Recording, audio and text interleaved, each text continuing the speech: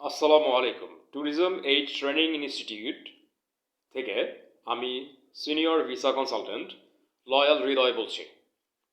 আজকে ভিডিওতে এসেছি আপনাদের একটি ইম্পর্টেন্ট ব্যাপারে সাবধান করার জন্য। বর্তমানে অনেক ট্রাভেল এজেন্সি কম রেটে এয়ার টিকিট সেল করে থাকছে। আপনারা যারা ওটিএ অথবা অনলাইন ট্রাভেল এজেন্সির মাধ্যমে air ticket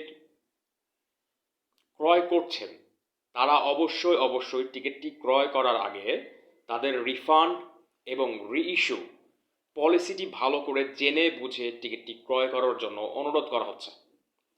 because maximum online travel এজেন্সিতে এয়ার টিকিটগুলো নন রিফান্ডেবল হয়ে থাকে অথবা রিইস্যু চার্জ অনেক হাই হয়ে থাকে।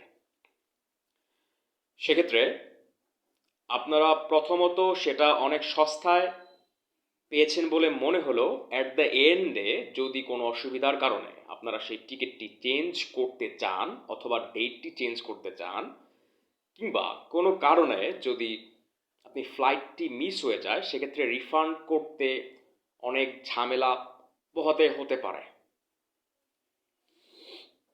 আপনাদের যাতে ঝামেলা পোহাতে না হয় সেজন্য আপনারা অবশ্যই অনলাইন ট্রাভেল এজেন্সি থেকে টিকিট ক্রয় করার আগে অবশ্যই আপনারা রিফান্ড এবং রিইস্যু পলিসিগুলো ভালো করে জেনে বুঝে টিকিটটি ক্রয় করবেন।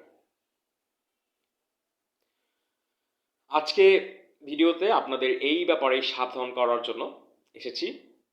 পরবর্তী ভিডিওতে আপনারা কোন ব্যাপারে